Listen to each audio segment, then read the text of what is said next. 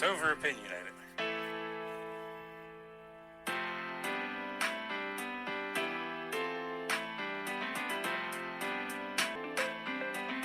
It's Over Opinionated with Josh Cott.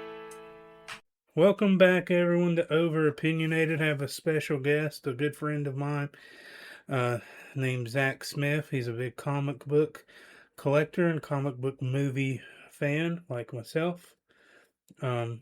And we went recently to watch Spider-Man Brand New Day. How you doing, Zach? Doing great. How about you? I'm good, buddy. So, you've seen the movie twice, once with me, once with your brother, and you've had a couple days to sit on it now, and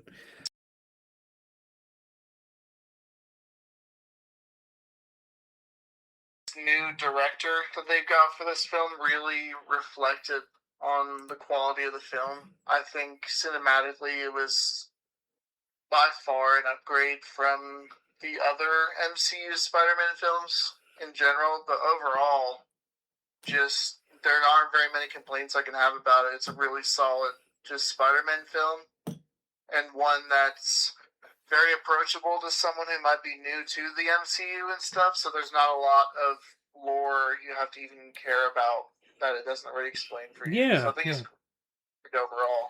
Yeah, I enjoyed it, and I think, and at the our local cinema, and I guess it's in the town you live, but I'll call it our local cinema because it's our closest one too.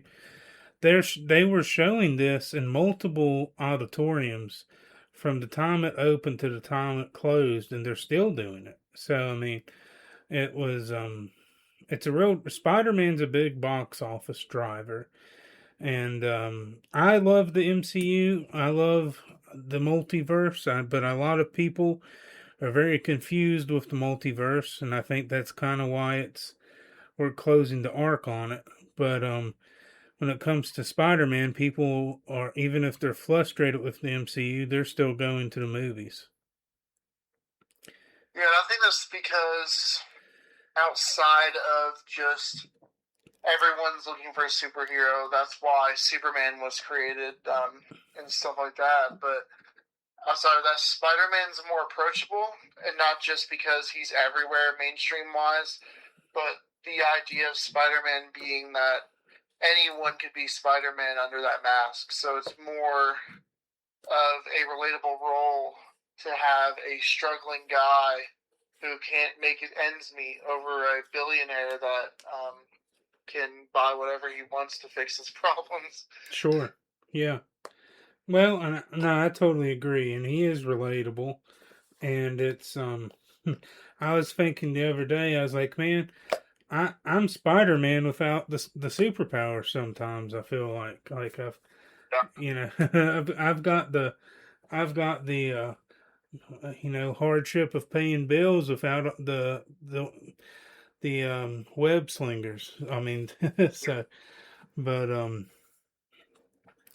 and that's been one thing that bugs me the most is people get so frustrated.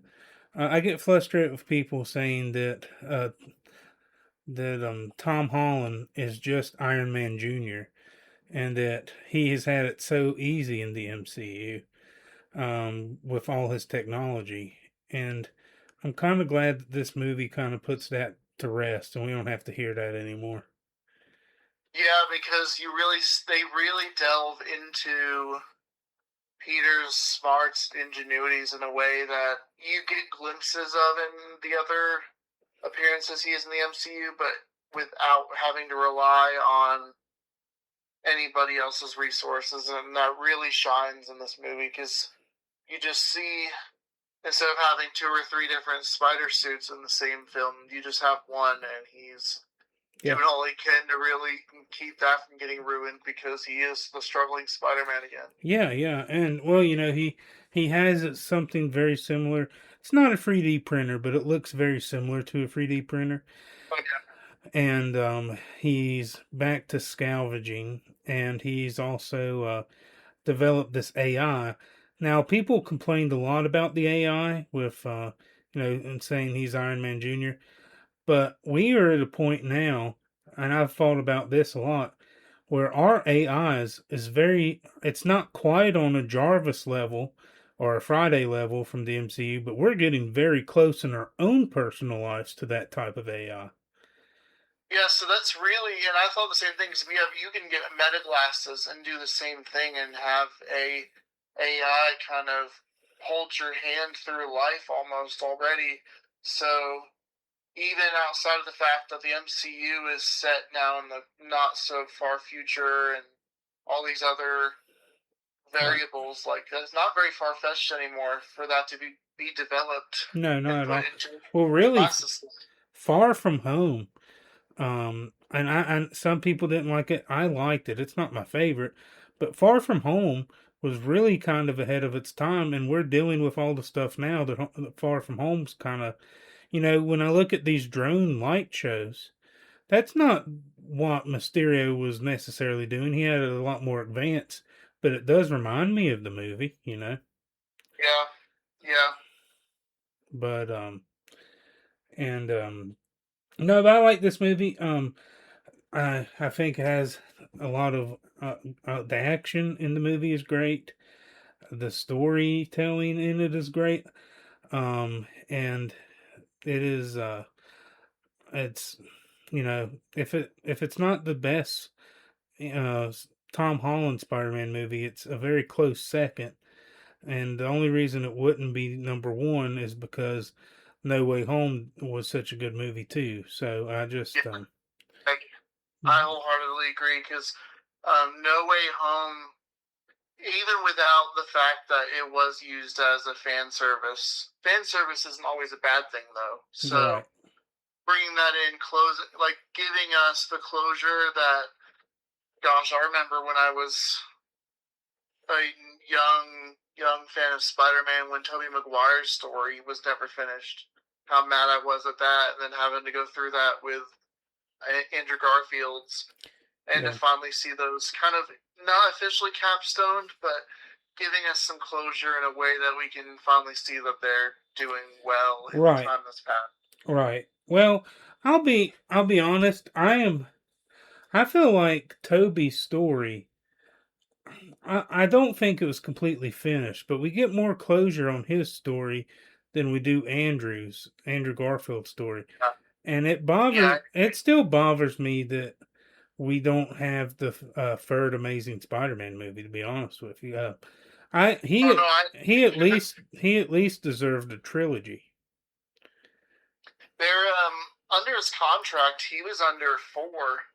They were working on 4 because they were building up to this big Sinister Six film that was going to kind of be a Andrew Garfield Spider-Man movie, but from the villain's perspective, and kind of building up to this really big film. And Sony just kind of dropped the ball on it and decided to scrap everything because they weren't getting the same numbers that Avengers was getting, which I think was extremely unfair to Andrew and everyone else in that series, because they were building up to some great things. Yeah, it may not have been perfect, but they were building up to this story, and it was making sense, and it was cohesive, in my opinion. Well, and the story with Gwen Stacy, I mean, I feel like that has probably been the best Spider-Man couple and the most enjoyable to watch on screen was Andrew Garfield and Spider-Man with Emma Stone's Gwen Stacy. And people complain about that so much, but their on-screen chemistry is crazy. Mm-hmm. From beginning to end. It's just like she embodies, in my opinion, as a big fan of Gwen Stacy, she embodies Gwen Stacy very well. I've always enjoyed the first movie I saw her in. It's probably not the most Christian movie, but it's called Easy A, and I've seen you. And but I really liked her in that movie, and she was in that movie, and then she was in the Zombieland movies, and she's just a very good actor. So I haven't seen the Cruella de Vil, but I know she was in a Cruella de Vil remake in Disney. So I've seen it. She does a really good job in it. It's really quirky. Okay. And I wasn't the biggest fan of the movie itself, but her part in it is really good. Yeah, she's a great actor, and I buy the chemistry with her and Andrew Garfield, and I still every at least one time a week, and it has increasingly happened on a social media feed. And people do it as a joke now, and it's I don't know. Part of it's getting on my nerves. Of the very end of the Amazing Spider-Man 2, when Glenn falls and hits her head. I mean, Yeah. I see that all the time on my reels. You probably do too. Oh But, yeah, I definitely do. And my siblings even use it as a joke because they know how much of a Gwen Stacy fan I am. oh, it's awful. Yeah, that was rough. But that's why we needed a third movie. And but I'm glad we got that closure in No Way Home when he saved Yes. Zendaya's MJ. Now in this movie, and I know we both felt it when Jean Grey has took over Glenn's when Jean Grey has took over MJ, Toby's MJ, and he makes her fall. They are playing on her emotions heavily because that was filmed almost frame for frame to mirror that I know, event. and It was crazy. and she doesn't answer right away, and Yeah. they're just toying with you the whole time, and it's. Yeah. I guess in No Way Home we kind of knew Andrew was going to catch her, but in Brand New Day, it just, man, they really got us, and it almost made me go, okay, okay, Marvel, you got one on us. So Yeah. And the big thing about it is the death of Gwen Stacy was such a pivotal point in comics that outside of just Batman's parents or Uncle Ben, no one had been killed like that before, especially by a supervillain, and stayed dead. And still to this day, Gwen Stacy in the main comics universe, she's still gone. yeah, And that literally created a tonal shift in comics to where they could be more serious. They could tell the stories they wanted to, and it made for right, the room things being created today that would not have been otherwise. Sure. Yeah, and I was talking to you a couple weeks ago. If we never get an Andrew Garfield movie, and we might not, at least give us a mini series where we 6 or 8 episodes of him dealing with that time period, because he even talks about it in No Way Home that he stopped pulling his punches. And Andrew Garfield's a very emotional actor, man. He could really feel he would really feel in the dark aspect of that. And you can even, like, in Amazing Spider-Man 2, you can feel that emotion even when he doesn't have the mask off. You can feel his emotion carrying in certain scenes. The way he acts is just stands above. And that's something I'll give it good. Yeah, there's a couple moments from The Amazing Spider-Man 2 and Brand New Day. We have that moment where it's almost shot for shot with MJ falling and Gwen Stacy falling. Yeah.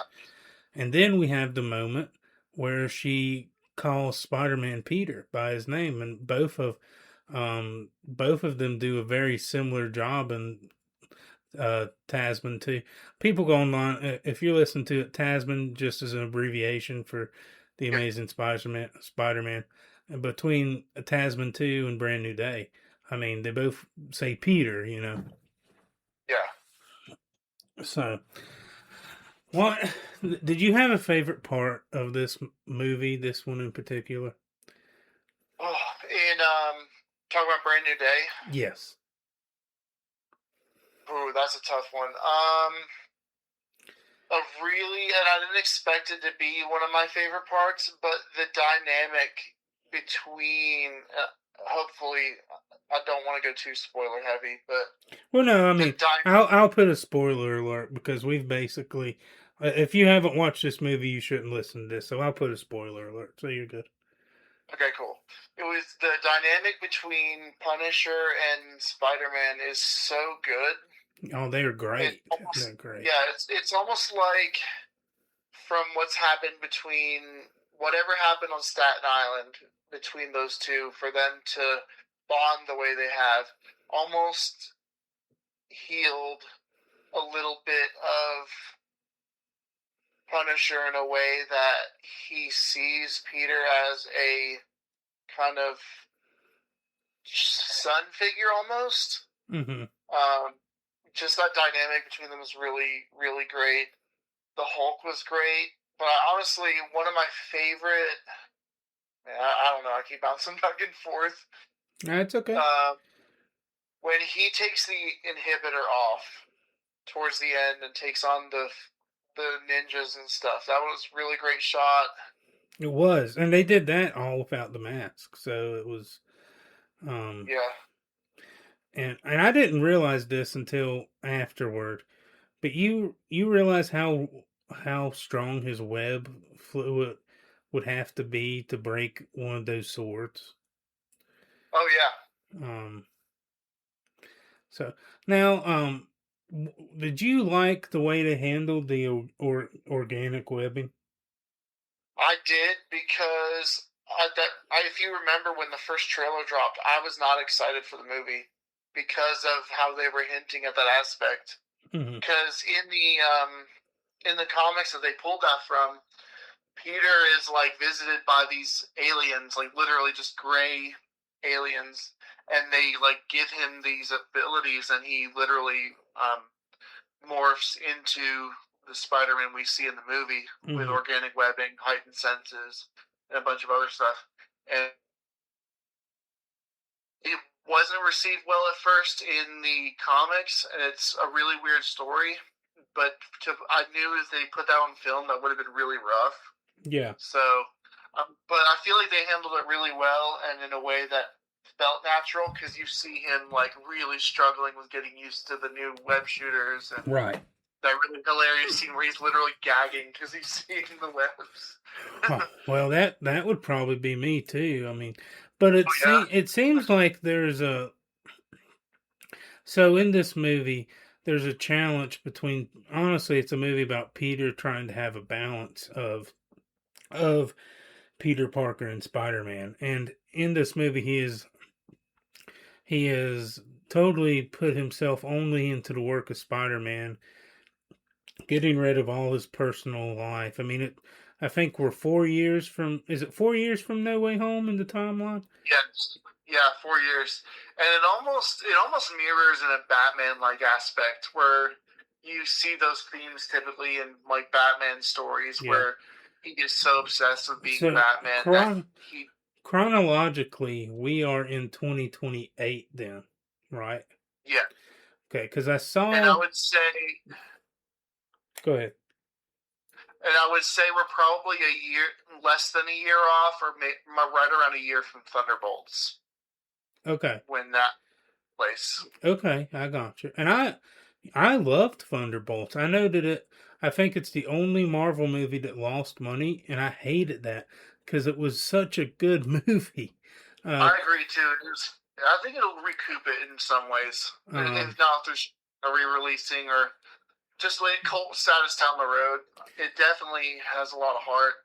Yeah. And we also got to think chronologically. I think at least parts of Captain America: Brave New World take place after Thunderbolts.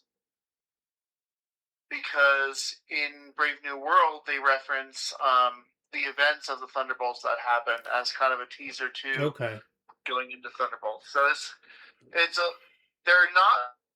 doing a better job of making sure the timeline is clean since everyone was flipped back, because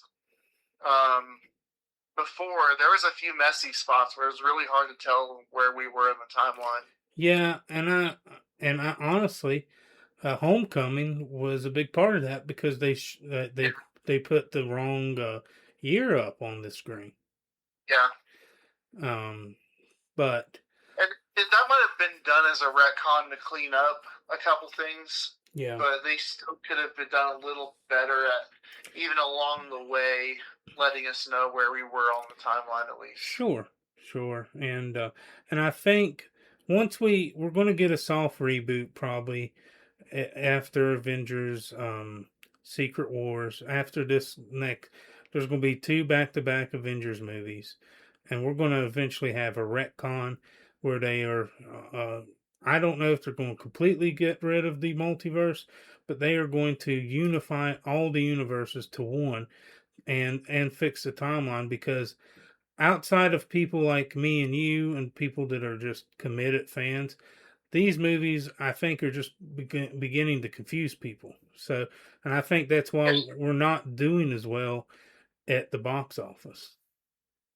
And it's kind of reflecting that they're going to try to do that too with the movie announcements they've been making. They've announced a new Black Panther film. They've announced Ghost Rider, and which I'm hyped to see how that does, because I've been wanting a Ghost Rider film for a while. Yeah. The actor they picked for that will be fine, but a part of me wanted to see a Norman Reedus Ghost Rider. That would have been cool. That would have been cool. But but I think they're like you said, with this soft reboot, whether it's all put into like the everything being fit together like DC did with the New Crisis on Infinite Earths, or if they just close the chapter on the multiverse and just leave a bookmark in it for if they need to go back. Either way, I think they're trying to go back to simplicity just to make things a little easier. Yeah, and I think, and one big thing is they put out too much material out for once, and it overwhelmed people. I'm a pretty hardcore fan, and I have not watched all the shows. I feel a little embarrassed saying that, as big as a fan as I am, but I haven't watched all the shows. I think all I need to catch up on is they did that Tales of Wakanda, or whatever the name of that is. I need to catch up on. And the animated series of Wakanda. Yeah, and then I need to watch the second season of X-Men '94. Yeah. Or 90. See, I haven't watched the X-Men animated, The Eyes of Wakanda. I haven't watched Peggy Carter. I tried to watch Iron Fist, and I know it was a Netflix. I couldn't get into it. Those are hard to watch. But I think it's okay if I just do a recap of what it was. I really enjoyed this movie. I think I don't know. I think we have, people debate all the time who's their favorite Spider-Man. And as much as I like Tobey has not been in the conversation for me for a while. Now, if you want to say he has the better movies, then we can have that argument. And I do like Tobey, so it's hard to... I like all 3 of them a lot. So it's hard... Yeah, there's not a Spider-Man movie that I can definitely say is the worst because it's bad. Not in our lifetime. No. Now, I went back and tried to watch the 77 movie. It's unwatchable. That's another conversation. So, if we're going to count those movies, which there are 3 of them in the 70s, and one's in Japanese, I don't even know if it's in English. The 77 movie is awful. But in our lifetimes, the millennials have had 3 amazing live action Spider. Well, really, we could say 4 with Nicolas Cage Spider Noir too. Dude, Spider Noir is absolutely incredible. And those that are listening, if you haven't watched it, please do. It's so good. It's worth it, and it's he's not a polished. He is not a polished Spider-Man at all, and that kind of makes it charming in a way. Yeah, and the way that Nicolas Cage described his inspiration for it was a spider that's trying to act like a human, is the way he portrays his character, and that fits. Now he didn't play Peter Parker though, did he? So they make a couple lines. He goes by Ben Reilly in the show, But then towards the end of the series, they talk about how he changed his name. Okay. But they never talk about what that name was. So I'm guessing because of how in the comics and in the Spider-Verse films, he's Peter Benjamin Parker. Okay. Yeah, but we've had three great Spider-Men in our lifetime, or four, counting Nicolas Cage and Spider-Noir. But Toby, if I'm going to rank him out of the three, Toby's number three, not because I dislike him, but because, and I have Andrew at number one. And I know that upsets people, that makes people mad. And maybe you can say his movies aren't as good. I think Andrew is an outstanding Spider-Man. And I just, when he's on camera, there's just such a charm about him. And he's just, he is what I envision as Spider-Man.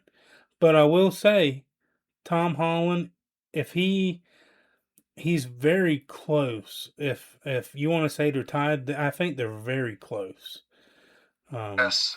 So. And that was even evident in No Way Home, because like as memorable as Tobey Maguire's parts in there is, he kind of felt like the older brother father figure type, but still Andrew Garfield and Tom Holland stole the scenes they were in by far.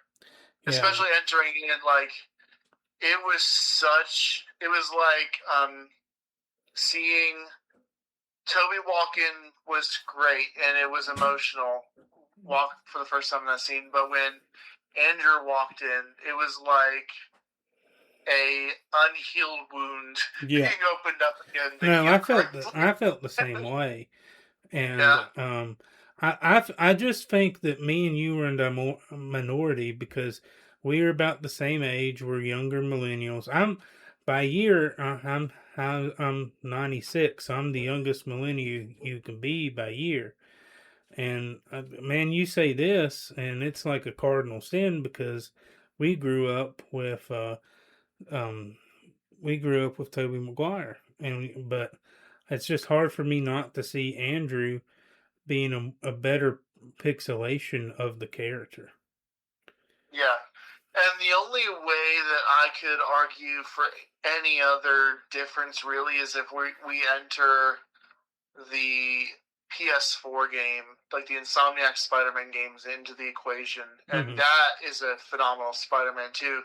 But I don't think you can equate those because you still can do so much more video game-wise than you can in movies. Well, that's the way I feel about the animated movies.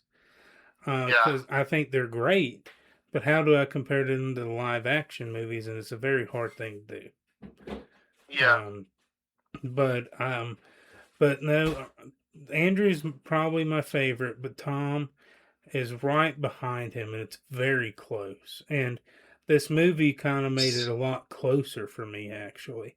Same here. Like, Tom Holland did such a great job growing up into the 4 years that has been put between the film, and the difference between the two, just how he was able to embody the trauma he's faced, and all that being obsessed with your job can take on you and stuff. Like, it's when I see him in interviews and see him in clips, you know, I've never met him personally, and I doubt I will. But he just seems like he's such an uplifting spirit to wherever he is in the room. And it's, and we got to realize he's a British actor playing an American, and that can't be easy. I can't tell his accent when he's playing Peter Parker. No, his Queen's accent is phenomenal. And it's the same for Andrew Garfield. They leaned a little more into Brooklyn for his, but his accent's really good too. Yeah. Yes, Andrew Garfield British as well. Sure. Now, do these movies mean a lot more to you since that you regularly go visit New York? Oh my gosh! Like, that started as the driving force for me wanting to go. Growing up playing Spider-Man 2 on a PS2 and other games and just growing up reading comic books and seeing this entire universe set in this great big city. And then I would have friends go and say, hey, I saw this spot where Spider-Man swung through this part of the city, and that's, and then going to those places, literally seeing where some of the MCU spots took place, or where you can literally see, hey, this is where this. So happens. when you're walking in Manhattan, have you ever stopped and you're like, this is where the Battle of New York happened? Oh, yes, every time. Okay. Every time. Yeah. You can see some of the spots. You can see... even though it's fictional, a part of me would want to put up a plaque or be like, this is where the fictional Battle of New York happened or something, you know? Oh, yeah.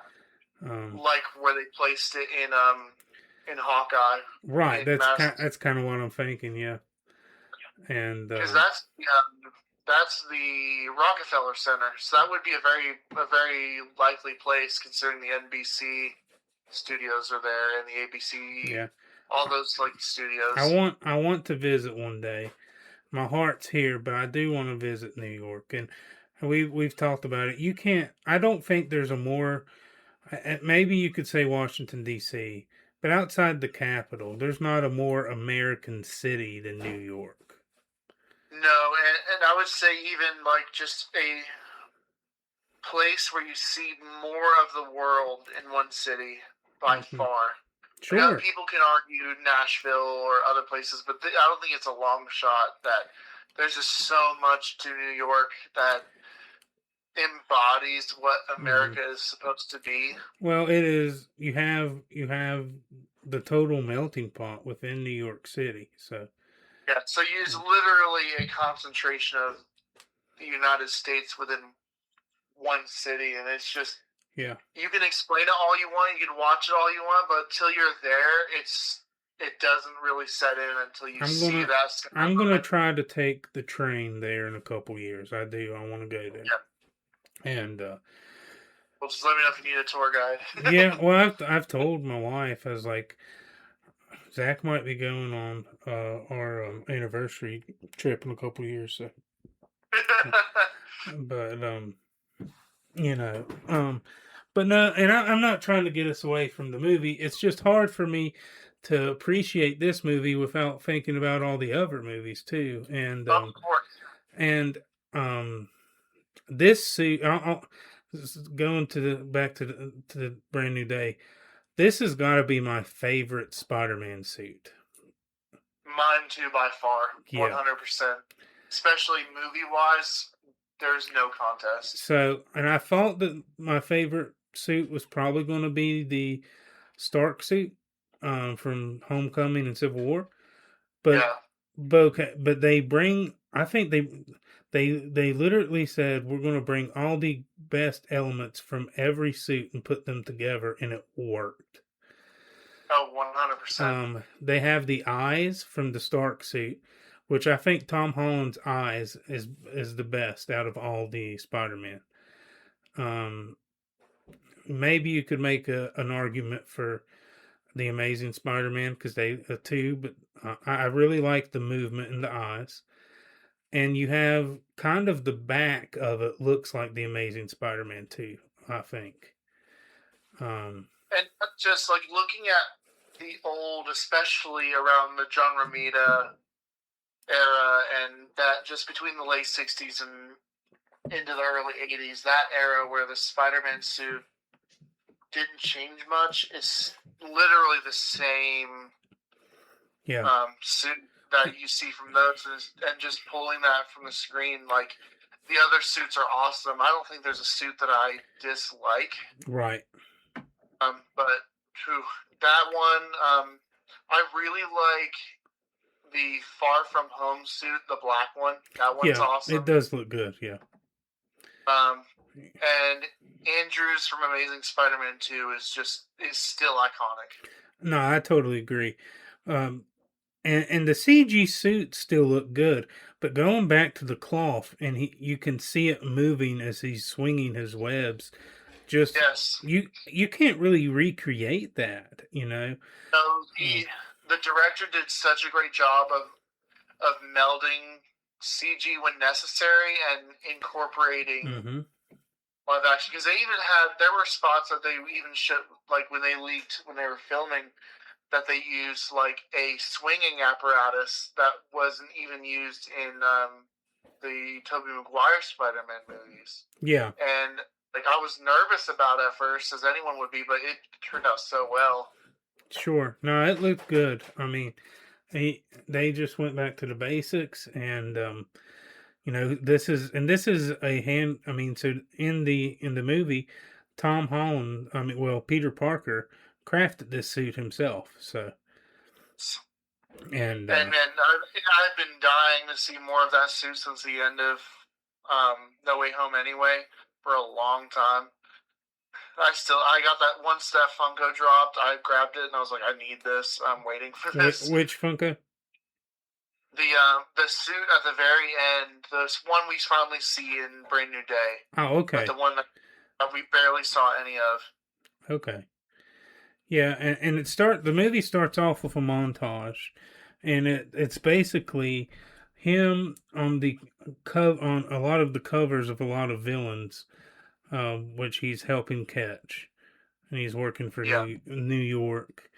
Ned and MJ are getting ready to graduate college, and Peter is watching them on social media. He's got the note that he wrote 4 years ago, and he's kept it in the coffee cup. And then he didn't even give it to her. MJ found it. So, and Jean Grey, the actress, played Max in Stranger Things. I said to you before the movie starts, like, do you think she's Jean Grey? And he's like, I just want to keep my options open. And the back of my head is like, he knows she's Jean Grey. He just doesn't want to say it. Cause I wanted it to be someone else, and okay. I had my feelings. Like, I just didn't want to have my mind made up already. Yeah, I understand. There were other characters they could have pulled from, so I didn't want them to be like. Was you hoping she was Gwen Stacy? No, I knew she wasn't Gwen Stacy, but there's some really I can't remember her name right now, but there was a character in Spider-Man lore. She only had one appearance, but had kind of similar powers to being able to jump from body to body and control. So when you saw the possession scenes, and this is not a scary demonic possession. I mean, I guess it would be scary if it happened to you. But did you pretty much, once I saw it, I was like, yeah, that's Jean Grey. See, that didn't fully convince me, because knowing Jean's powers, okay, which I'm glad the way that they did is they evolved them, and that you finally see, because she's not just a telepath, but a telekinetic too, and where they finally let that in, like, that's still not even scratching the surface on her abilities as she gets stronger. It's crazy. Oh yeah. Well, she gets unreally strong in the X-Men universe. So do you think they almost made her too evil as an introductory? I mean, she gets this old lady to steal a tank, puts a bomb in the tank, and is shooting live ammunition through New York City. How does she know that lady is going to make it out before the bomb goes out? I mean, and then she has an old guy get hit by a truck. And she almost kills MJ. So, and then she's mad at this guy for killing her sister, which I get, obviously understandable. But then she calls him a murderer. I'm just like, you've came very close to killing 3 different people here. So the reason I say no, that it's not too evil, is because that darkness for Jean is very on par. For her feeling towards human beings and her growth in joining the X-Men. That's creating not only attention, but a reason for her to have that struggle every day to choose to protect humanity, even though they are who they are against mutants. Yeah. But also, that could be part of the Phoenix that is locked away by the professor as well. Yeah. Well, and I wondered though. Remember, Peter said, "What you're doing here is close to unforgivable." And then Yeah. at the very end of the movie, he takes a bullet for her. Do you think Yeah. Do you think Peter had a change of heart, or do you just it was at the I time? think At the because time, it was just such a hard thing for him to go through. I mean, perspective A, they didn't know why Jean was doing what she was doing. First of all, they were thought she was just looking for something called VMAX, so that's all that they had. And secondly, for something like literally how much MJ means to him and how he's had to live his life without her, knowing she was alive and stuff, and being that manipulated, like, that's a lot to take mentally, I feel. yeah. So at least for him, as the human side of him, like, you can see he was putting down his I'm a superhero for a moment and was ready to crack some skulls, essentially. Sure, and I felt so bad for Tom, especially when she got into MJ's mind. She's like, well, she doesn't think anything about it. He's like, oh, she is a horrible human being, and But that goes with the whole, not just Spider-Man, but especially X-Men, where no one is too irredeemable. Because look at Wolverine's body count in story-wise before he enters. Just to clarify, he means people that he's killed. Okay, you can keep going.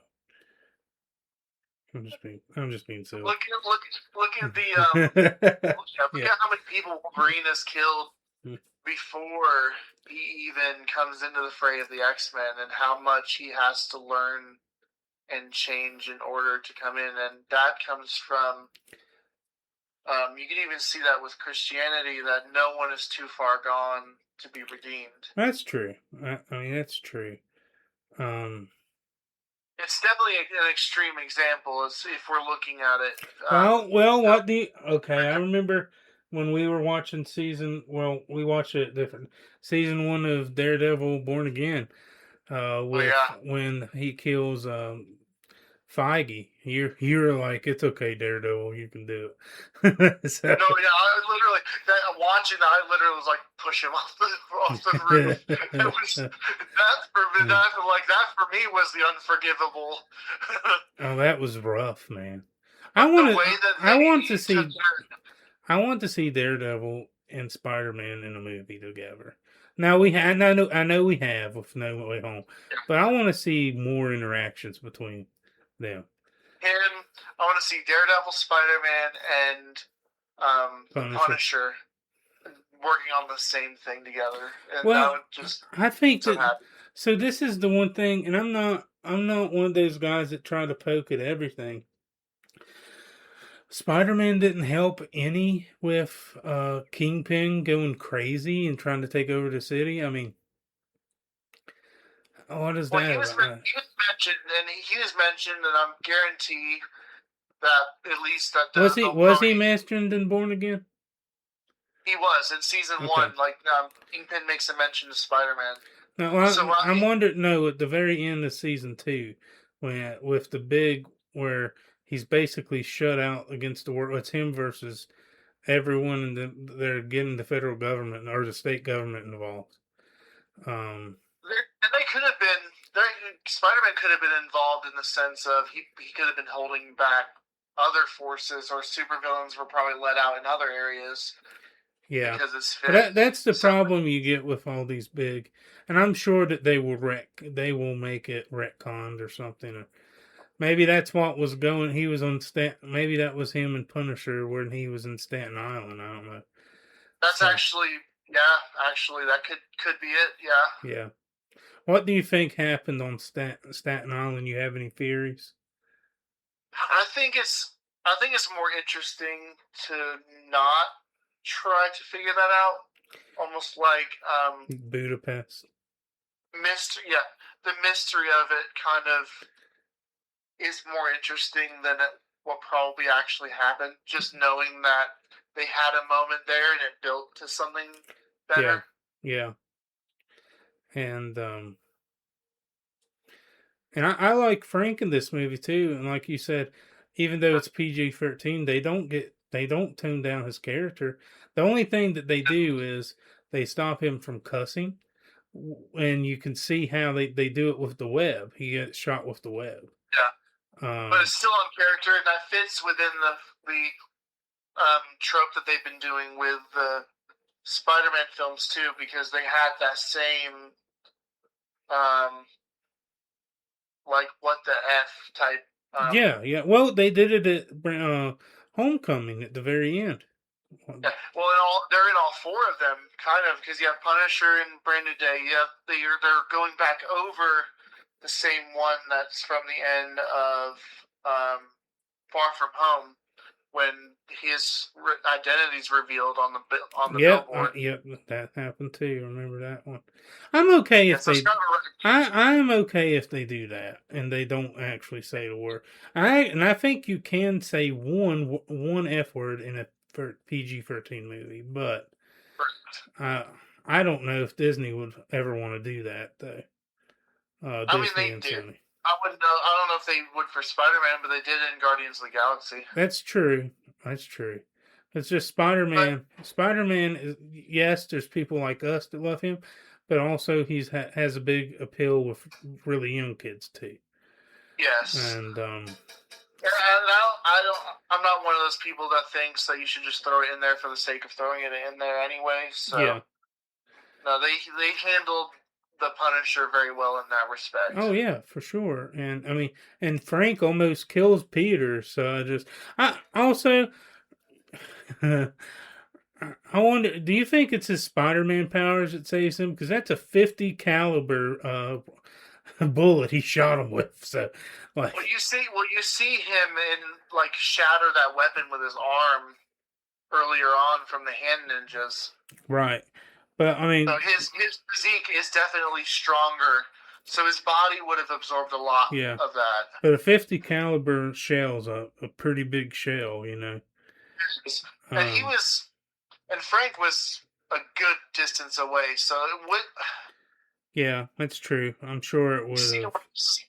Especially in video games, the bullet physics are accurate, but you're never in a situation where snipers typically are, where they're like a mile away. Yeah, and I think that they did Frank well, because Frank is pretty devastated at what happened. So, yeah. I mean, he carries. So, how do you think? Do you think that they kept his identity a secret to the doctors, keeping the mask on? Well, not even that. He didn't exist, so he doesn't really have an identity. No, keeping Peter's identity secret to the doctors when they treat him after he's shot. Yeah, even if he's got the mask off, he doesn't exist. Like Peter Parker doesn't exist. So what do you mean? That's what I'm saying. He's probably if he's having a job for money, if he's doing just selling tech, or he's doing stuff under the table, or selling pictures. That opens up an even bigger thing. So I see people theorizing. Do you have a theory how he has money? And it could be a combination of things. Yeah, like I was saying, it could be various freelance stuff, and he could have created a new because he got his GED at the end of, or studying for it at the end of, No Way Home. No Way Home. So he could have figured out a way to somehow. I guess it's just one of those things you have to suspend disbelief. Well, okay. I think there's a few possible things. I think Tony could have left him in his will some money and just put it to Spider-Man and wired him that way. And that's possible because, think about this: Spider-Man still is known to the Avengers. So if he's if he's a former Avenger and he got like this crazy stipend for They saving. just don't know who he is under the mask, except maybe the Hulk. I legitimately think, and not just because the theory that Jean Grey is the catalyst to breaking the spell, but that for that, because this is like it was in the comics, that the Hulk remembers who Peter is. But I don't think there's a moment where the Hulk and Spider-Man interact in the MCU. And I thought about that. That's true, and we never even see Bruce Banner and Peter Parker interact. But there's no way they didn't interact at Tony's funeral. Oh yeah. Because they were both there. So even if they don't do it that way, and I'm fine if they don't.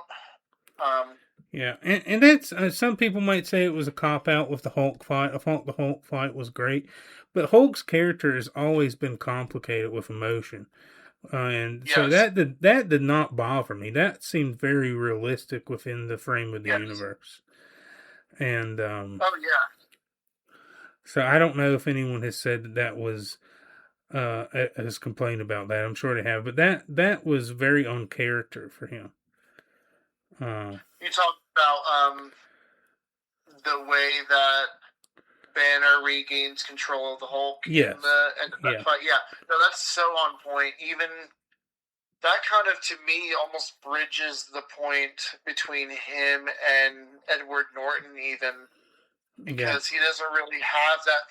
He has some control over the Hulk, right? But it's not to the same degree as they hinted at in the Incredible Hulk. Sure. With Edward Norton. Well, they've really highlighted this internal struggle between Bruce Banner and the Hulk. So yeah, that's one of my favorite things about the Hulk, is the fact that he literally despises being the Hulk, and that the Hulk isn't always the answer. And and I like that also. I really like, I can never say her name right, Ivana, and the new Black Widow, Natasha's sister.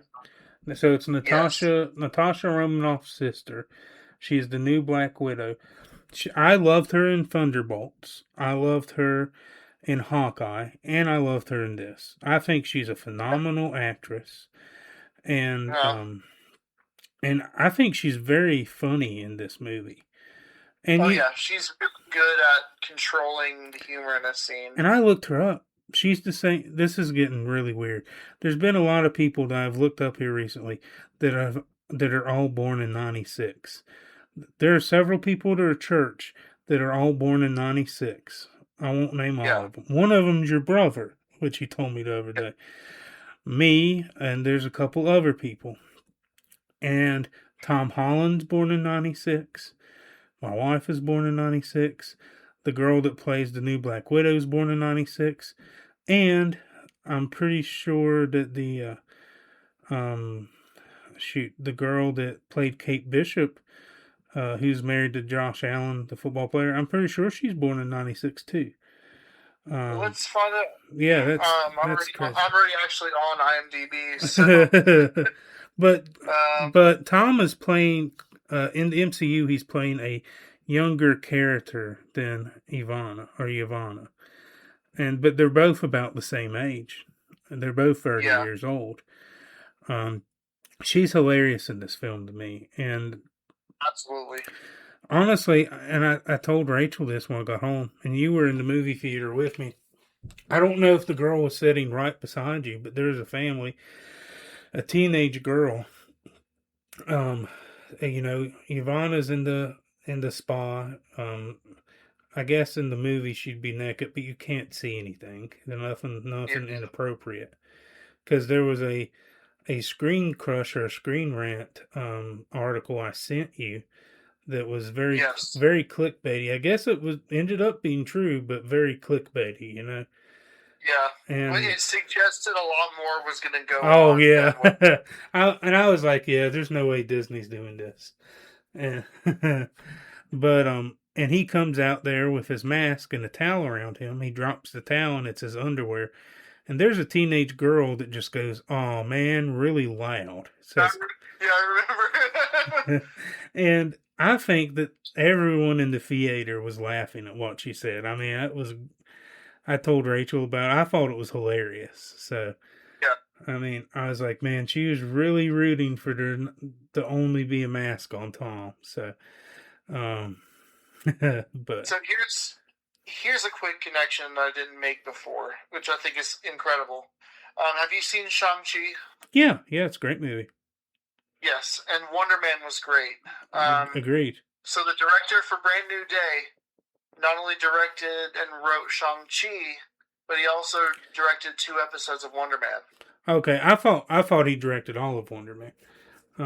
It says here 2 episodes. Yeah, I really liked Wonder Man, and I enjoyed it. Wonder Man was awesome. Why did they cancel it? Okay, so Disney has a thing about saying they canceled something and it's not really canceled in the sense that we think it is. Okay. So like they said that they canceled Star Wars: The Acolyte, when what's probably really going to happen is when they pick the story back up, it's going to have a different name anyway. Okay. So if anything's canceled at this point, it's probably Blade, because like it's been so long, it's ridiculous. Yeah, it just seems like they can't figure out what to do with that character. So, but having Ghost Rider gives hope to that, because you have the Midnight Suns, and I think if that goes well, that'll add more drive to doing more with Blade. Because Blade technically was in the end of Eternals. Okay. Was Blade, and I could be misremembering this movie, was he in Deadpool and Wolverine? Yes, but that was the original Blade from the original Blade trilogy. Okay. With Wesley Snipes. Yeah. Yeah, I thought he was. Which did a great job in that movie. Like, he wasn't even as good, I think, in all of those Blade movies. Mm-hmm. But he was such a great job as Blade in the Deadpool versus Wolverine film. Yeah. But no, I know people are worried about superhero fatigue, and I think Disney has put a little bit too much at once. But this movie gives me hope, and I'll be honest with you. There's only a handful of MCU movies I dislike. I don't like the original Captain Marvel, and I don't like the Eternals. But everything else I pretty much enjoy. Yeah. Now, I think you like both Captain Marvel and the Eternals. Yes, especially Eternals. I liked Eternals a lot. Yeah, and I have to give it another try. It was just, I don't know. I remember it was kind of hard for me to get through this movie. It's definitely dry, and it's definitely, in a lot of ways, disrespectful to Jack Kirby's vision of what he wanted for the Eternals. But with that aside, I think it set up some really cool stuff, and set up for some great characters to move forward if they decided to with those. Well, but Captain America Brave New World had their setting took place where one of the Eternals battles was with the hand.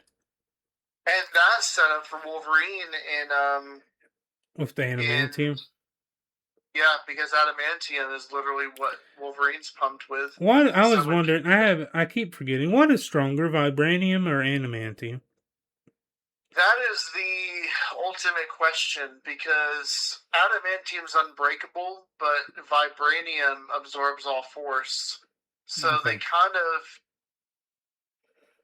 It's one of those eternal struggle questions, like the unstoppable force meeting the immovable object. So we'll just have to see if they handle it when Wolverine shows up in the same room as Captain America. Okay. And to see what happens. It's just... But even in the comic book world, it's debated. Yeah, it's just one of those things, like in the 60s, if you had like the Hulk versus the Thing, that it would always end in a tie because it's not about their heroes anyway, and they wouldn't fight to begin with. Mm-hmm. I gotcha. Well, I have a tier list, and I kind of ranked them. I figured I'd ask you. I did not include Brand New Day just because it's so new. But I'll give you my tier list, and this is all subject to move and change because these are hard to do. But this is an order ranking them from S tier all the way to F tier. And there's only one in F tier, and that's the 77 movie. It was included, so I put it in there. So, and I do have them in order of my favorite. So I have number 1, No Way Home. Number 2, the Sam Raimi Spider-Man 2. Number 3, Into the first Miles Morales Spider-Man movie. I think that one's Into the Spider-Verse, right? Yeah. And then the second Miles Morales movie is, what is that one? It's in this Across the Spider-Verse. Thank you. That is all that's in the S tier. So, that's fitting.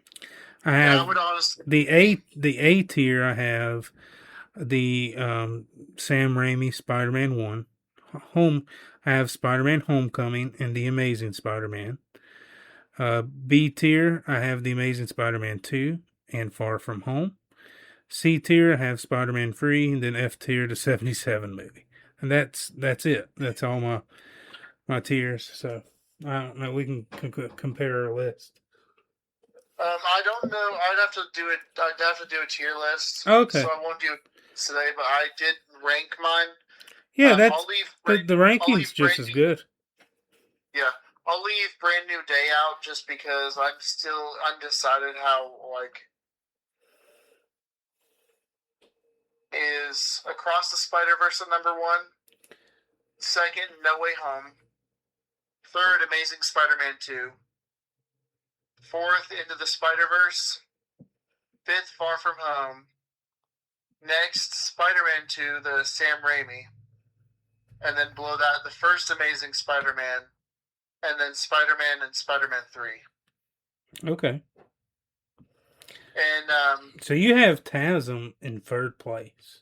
TASM 2. I do. That's how high I hold that movie in regard. Yeah. Well, listen, I've seen some people hate TASM 2. I don't. I think it's a good movie still.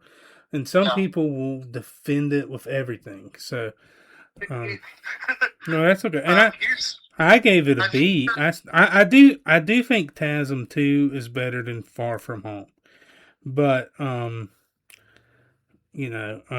don't know if I can rank it above like Homecoming or Spider-Man 2, Honestly, you get to Spider-Man 2 and up, those are all so phenomenal that those can change just depending on what mood I'm in on a given day. Yeah. So you like TASM 2 better than TASM 1? I do, yes. Okay. That's all right. I just want, and you put Spider-Man 3 at the bottom. I did only because it's still good and it's a lot. I feel with age it's a lot better than what we gave it credit for when it came out. It is not a bad movie. I've always defended it. Yeah, it's not a bad movie, but I do think it's out of all the other movies we listed, unless we count 77, but out of all the other movies we listed, I think it's probably my least favorite, but it's still not a bad movie. Oh, yeah. And some special mentions. Definitely, if you've not watched it before, watching Spider-Man 2.0 makes it an even better film. Okay, why Spider-Man 2.0? It's the extended edition in a way, or I can't remember if it's director's cut or the extended edition. It just adds a few scenes to the movie. Okay. And there are a couple extended scenes. So is it just Spider-Man like extended edition, like the Lord of the Rings? Kind of, yeah. It adds only about maybe 10 minutes of film time. Okay. But what's added to it adds so much to the movie. I've probably watched it. Its character, it adds to Otto Octavius' character. And you've probably seen that scene where J. Jonah Jameson's wearing the spider suit. Yeah. Yeah, that scene is in that. That was one of the deleted scenes that they put in that version. Okay. Now, and I asked you, did it bother you, J. Jonah Jameson, not being in this movie? I say not, because I don't want to overdo J. Jonah Jameson, especially J.K. Simmons, with how perfect that casting choice always will be. Mm-hmm. I don't think there's ever going to be a better J. Jonah Jameson than No, J.K. Simmons. I don't either. But No. I did kind of miss him just because I liked him so much. And they make him like a podcaster in the Tom Holland movies, which I think is funny. It's accurate for today, Yes. He wouldn't be a newspaper, but the Amazing Spider-Man movies, I think they just said, we're not even going to touch Jameson because we can't find someone as good as him. And Jameson is mentioned in an email in Amazing Spider-Man 2. Okay. Because he is selling photos to the Bugle. Gotcha. So he's there, but he's not. Right.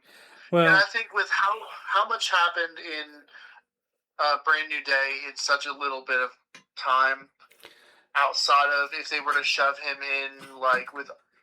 I just feel like there's so much going on in that movie anyway. I think it would have distracted too much. Do you think he would have been good for... Because we didn't get a mid-credit scene. We just got a post-credit. Do you think we would have got... he would have been good for a mid-credit scene, maybe? Just him ranting? That would have been funny to, like, see... Maybe see, like, him doing a report in the middle of talking about Spider-Man's identity or something, but then the spell, like, ruins it. He doesn't know why he's reporting. Yeah, that would have been good. Or he does a report, like how it showed Flash Thompson and that other teacher as possible candidates for Spider-Man. That was a very funny line from Ned. Like, I think everyone thought that was great. Yes. And from his perspective, though, I mean, it makes sense, Yes. Now I wouldn't mind seeing more. I think the best place you could have put it is when he gets the key to the city and see him just ranting about it. Yes, and I definitely would never say no to more Jameson, but I think the way that this film was paced and what it needed, I think it was fine to take a break from that. Okay. And then next film, whatever happens, we can bring Jameson in and let him just be his... As long as we get him back, it'll be okay. So... Yeah.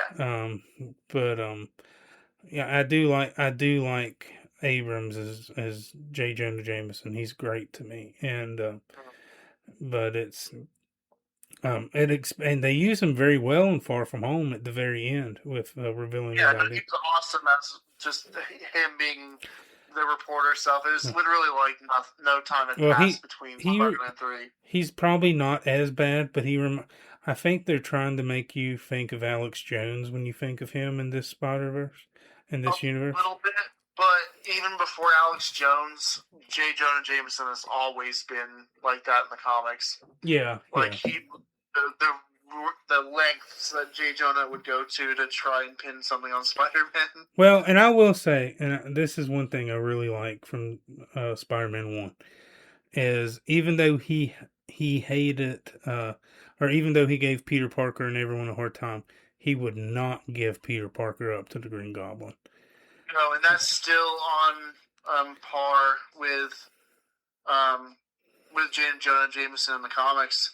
Because, like, there's this really weird, like, I'm not a fan of what they've been doing in the modern Spider-Man stuff for the last decade. But about the comics? Yeah, the comics. But there's some really cool spots, like, Jameson somehow figured out that Peter is Spider-Man, but will not... Like, he came to terms with his hatred for Spider-Man, and it really was a way for them to bond. Yeah. In that. So they used that really well, outside of all the other mistakes they've been making with that. They used that really well. So really good. Just shows the heart of Jameson, where he actually cares for people. His jealousy for Spider-Man just gets in the way. Yeah. It's a him not being in this movie, I guess, is a small potatoes problem. Yeah, small potatoes. But no, I like that part of the film. I've been seeing memes, and it shows him fighting Thanos, and it says "small potatoes problem." Um, but it's You know, okay, I need to see. I'll share it to you if I finally see someone made it. Someone showing Tobey Maguire's Spider-Man, the part where I missed the part where that's my problem, yeah. and they could edit it to be like, that looks like a small potatoes problem. I will say, Toby is, man, he is living through memes everywhere on the internet, and he's just Yep. it's such a memeable person, and but no, Oh, yeah. I really do. We've been blessed to see 3 live action, or 4 now, versions of the character, and they're all great. And Yes, that's, you can't say that for any other franchise because no way. As someone who's their favorite X-Men Superman, movies, my gosh, Superman movies, X-Men movies, Batman movies, even, like, nowhere near as close. Not even in the MCU do we get close because I can't stand Thor Ragnarok whatsoever as a movie. I love the first. You're the only person I know that doesn't really like that movie, and that's okay. I like it a lot, but it's my reasoning, and I acknowledge that no one else agrees with me on it, but the tonal shift was so abrupt, and they killed so many people in Ragnarok irreverently. Mm-hmm. Well, I'm okay with that last point. There's some truth to that. Yeah, and the fact that they saw, Guardians of the Galaxy did really well. Let's try that with Thor, and I just feel that for that movie, it didn't work. It was a little more tolerable in Thor: Love and Thunder, and I can tolerate that movie a little more. So do you like Love and Thunder more than Ragnarok? I'm okay watching. Like, I've rewatched Ragnarok recently. I don't like it as a Thor film, but for what it sets up, it's not a bad film. Mm-hmm. It's just not what I want out of a Thor film. So do you want Thor to be a more serious character, or? Completely, yeah. Okay. Those first 2 Thor movies, I think they have the humor dialed in perfectly. Because, like, you have this being who has lived for thousands of years. I just don't see his entire personality being uprooted so easily within, like, a decade of being on Earth or whatever. Well, I will say, so one of my favorite, I love Infinity War. I think Infinity War might be the best Marvel movie, even though they lose. And the scene between Rocket Raccoon and Thor, where he is just totally broken, and I don't know. I think that is just one of the better, really one of the better scenes in the MCU. Just you know. No, the way they call me like a hypocrite for it, but the way that they handled Thor in that movie and in Endgame and in Infinity War, just the way that they were able to channel Thor's trauma, I think they were able to handle his seriousness a little more. Yeah. Amidst the humor they were using. No, I don't think that makes you. Would you okay with Thor in Endgame gaining so much weight and becoming drunk? I thought it matched his character. That's what I was saying. Is like it works because of his trauma. He's already lost so much. Yeah, and then he still, even as a bigger Thor, like, it never threw me off, even when he was in the fight scenes, you know. Because you go to, like, if you look at Norse mythology, Thor's, or look even at God of War Ragnarok, Thor is this big dude that's got a belly on him, so, like, it's not out of place whatsoever. Mm-mm. Yeah, and I did like the montage that he has in Love and Thunder losing the weight, and I was like, man, I wish it was that easy to just throw on some chains and lose weight that quick. As you know, as Asgardians have a little easy way to lose weight than probably people do. So, but well, any last thoughts for the movie as we move on, or and head close up the show? I'm just looking looking forward to what they do next with it. I've got theories, of course, but yeah, I feel like I have fewer going into what they do next with Spider-Man because it was such a clean package. Yeah. That they left it set up for more, but Sure.